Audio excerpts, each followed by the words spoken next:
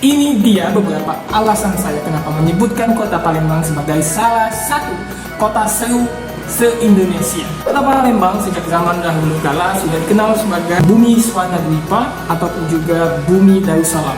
Palembang ini juga sangat unik ya, karena ini kota ini memiliki lintas historis yang sangat panjang. Dicatat ya bahwa hari jadi kota Palembang itu di tahun 682 Masehi.